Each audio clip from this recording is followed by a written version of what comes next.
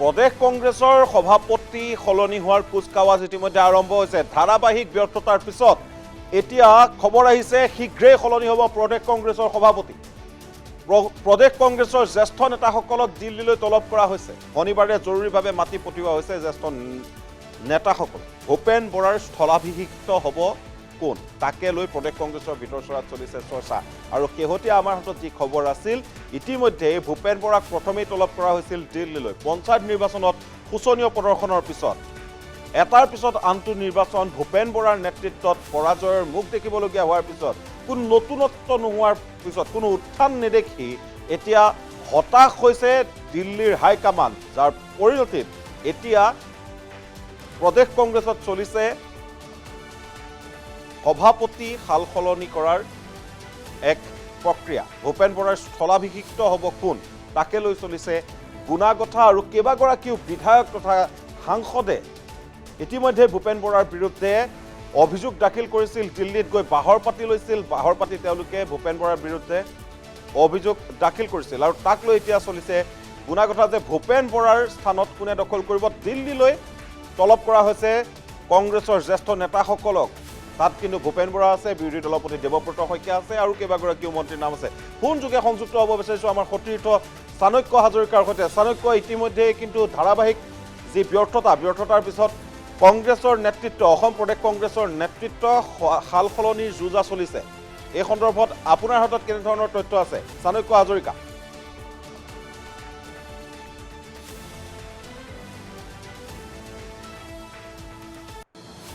এই কথাটো ওলাইছিলে যে যি ৰাজ্যিক সভাপতিগৰাকী আছে, সভাপতিগৰাকী সালসলনি কথা ওলোৱা কথা চলিছিলে। আৰু দেখিবলৈ পাইছিলো যে কেইবাজনো নেতা তথা বিধায়কে পত্ৰও লিখিছিলে হাইকমাণ্ডলৈ।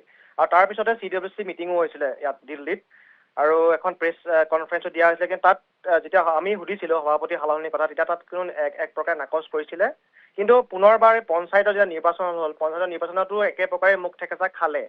আৰু আগন্তক যিহেতু আমি গমেই পাওঁ বিধানসভা নিৰ্বাচন আহি আছে, এই নিৰ্বাচনক লৈ পেলাই বিৰোধী অতি সংবেদনশীলভাৱে আচলতে সকলোখিনি ঐক্যতাৰে একেলগে যুঁজ দিয়াৰ কথা ভাবি থকা হৈছে।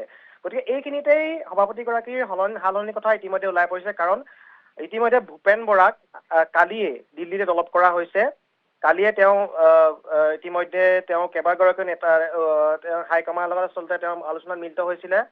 আৰু ইতিমধ্যে এখন ফটো দেখিছে, যিগৰাকী আচলতে তত্ত্বাৱধায়ক ডক্টৰ জিতেন্দ্ৰ সিঙৰ লগত ইতিমধ্যে কথা বতৰা হৈ গ'ল।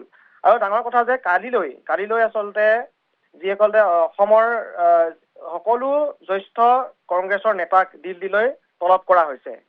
আৰু এই কথাখিনিয়ে এটা কথাই সূচাইছে যে হয়তো সম্ভাৱনা পুৰা আছে যে কাইলৈ দিনটোত হয়তো প্ৰেচিডেণ্ট গৰাকী সলনি হোৱাৰ কথা আছে। আৰু এতিয়া কোন হ'ব, ডাঙৰ কথা সেইটো কোন হ'ব। এতিয়া কথাটো হৈছে যে আগতেই আমি গম পাইছিলো, যেতিয়াই সালসলনিৰ কথা ওলাইছিলে লোকসভা নিৰ্বাচনৰ কথা, গৌৰৱ গগৈৰ নামটো আচলতে বৰকৈ চৰ্চাত আছিলে, গৌৰৱ গগৈৰ নামটো সাংসদ।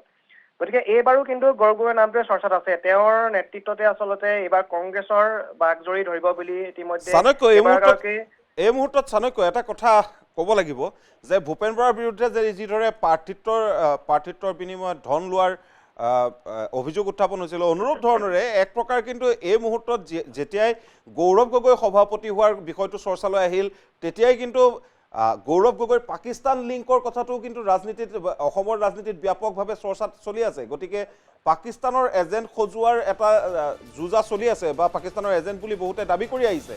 গতিকে এই মুহূৰ্তত কংগ্ৰেছ হাইকমাণ্ডে ইমান ডাঙৰ এটা ৰিস্ক ল'বনে? চাওক, যি পাকিস্তান লিংকৰ কথা কৈ থকা হৈছে, এই কথাখিনি আচলতে আমি কিমান সঁচা কিমান মিছা এতিয়ালৈ ক'ব নোৱাৰো। কাৰণ ইতিমধ্যে অসম চৰকাৰে SIT গঠন কৰি দিছিলে। SITৰ যি প্ৰতিবেদন, সেই প্ৰতিবেদন ৰাজহুৱা কৰিবলৈ কিন্তু গৌৰৱ গগৈয়ে সংবাদমেলত স্পষ্টকৈ কৈছিলে যে সংবাদ মাধ্যমত কৈছিলে যে মুখ্যমন্ত্ৰীয়ে SIT প্ৰতিবেদন স্পষ্ট কৰক, মোৰ কি লিংক আছে, কিমান পাকিস্তানৰ লিংক আছে, সেইখিনি আচলতে প্ৰমাণ কৰক। কিন্তু বৰ্তমান পৰ্যন্ত এই কথাখিনি ইমানে চলি আছে, কিন্তু আজি পৰ্যন্ত কিন্তু 1% প্ৰত্যক্ষভাৱে প্ৰমাণ নাই যে গৌৰৱ গগৈ কোনোবা পাকিস্তানী এজেণ্টৰ লিংক আছে। যোৱাটো ওলাইছে, গৈছে কিবা আলোচনাত মিলিত হৈছে, কনফাৰেন্স হৈছে, কিবা কিবি সেই সকলোখিনি তথ্য ইতিমধ্যে এছআইটিও দিছে, কিন্তু সেই সম্পূৰ্ণ 100% শুদ্ধকে প্ৰমাণ দিব পৰা এতিয়ালৈকে অসম চৰকাৰৰ তথ্য নাই বা জনোৱাও নাই আমাক। গতিকে এইখিনি ক্ষেত্ৰতেই কিন্তু এটা লিডাৰশ্বিপৰ কথা আহিছে আৰু জনপ্ৰিয়তাৰ কথা যিটো আহিছে। এতিয়া যোৰহাটৰখনক লৈ পেলাই ইতিমধ্যে আমি যদি চাওঁ, বৰ্তমান গৌৰৱ গগৈৰ নামটো কিয় আগত আছে, কাৰণ এতিয়া বিজেপি আৰু কংগ্ৰেছ বনাম যদি চাওঁ, তাত বিজেপি আৰু ভাইচেছ কংগ্ৰেছ হৈ থকা নাই। বৰ্তমান যদি আমি চাওঁ, কংগ্ৰেছৰ ঠাইত গৌৰৱ গগৈ বনাম বিজেপি হৈ আছে, বা হিমন্ত বিশ্ব শৰ্মাৰ লগত গৌৰৱ গগৈক তুলনা কৰা যায়। অৰ্থাৎ সেইবাবে বিজেপি বনাম যেতিয়া গৌৰৱ গগৈ হৈ আছে, গতিকে গৌৰৱ গগৈ এজনকে নেশ্যনেল লিডাৰ হিচাপে যেতিয়া প্ৰতিষ্ঠিত হৈছে আমি দেখোঁ, সদনত কিদৰে সজোৰ উত্থাপন কৰা নেশ্যনেলি পৰ্যায়ত জনপ্ৰিয় হৈছে। অসমতো কি হাৰত জনপ্ৰিয় হয়তো আপুনি আৰু মই জানো, যিহেতু আমি ফিল্ডত যদি যাওঁ আমি নিজেও গম পাই আহিছে বা আপুনিও গম পাই আহিছে আগৰ লোকসভা নিৰ্বাচনত আপুনি যেতিয়া গৈছিলে। গতিকে এই ক্ষেত্ৰত এক প্ৰকাৰ বিজেপিও আচলতে বিচৰা নাই তেওঁ কংগ্ৰেছৰ লিডাৰশ্বিপটো গগৈৰ হাতলৈ যাওক। গতিকে কিছুমান ষড়যন্ত্ৰ চলিছে বুলি অভিযোগ উত্থাপিত হৈ আহিছে। এইখিনি কিমান সঁচা কিমান মিছা আমিও নাজানো, যেনেকৈ এছআইটিৰ প্ৰতিবেদন নাই। নিশ্চয়কৈ চাণক্য এটা কথা ক'ব লাগিব যে ভূপেন বৰা যদি ব্যৰ্থ, তেতিয়াহ'লে গৌৰৱ গগৈকো তিনি সফল বুলি ক'ব নোৱাৰি, কাৰণ শেহতীয়াভাৱে গৌৰৱ গগৈৰ যোৰহাট সমষ্টিত পঞ্চায়তত কিন্তু অতিকৈ শোচনীয় প্ৰদৰ্শন। তাৰ সমান্তৰালভাৱে উপ নিৰ্বাচনত গৌৰৱ গগৈ যি ধৰণেৰে বিহালী সমষ্টিত জঁপিয়াই পৰিছিল, তাৰপিছতো কিন্তু কংগ্ৰেছ ব্যৰ্থ হৈছিল। গতিকে চাব লাগিব, নেতৃত্বৰ কথা যথেষ্টখিনি আলোচনা কৰিব লাগিব। আৰু ভূপেন বৰাক লৈ আৰু এবাৰ ৰিস্ক ল'বনে, নে আকৌ গৌৰৱ গগৈক লোৱাটো এক প্ৰকাৰৰ ৰিস্ক হৈ পৰিছে। গতিকে এটা দুৰ্দুল্যমান স্থিতিত নিশ্চয়কৈ দিল্লীও আছে, একেদৰে অসম প্ৰদেশ কংগ্ৰেছ কমিটিও আছে।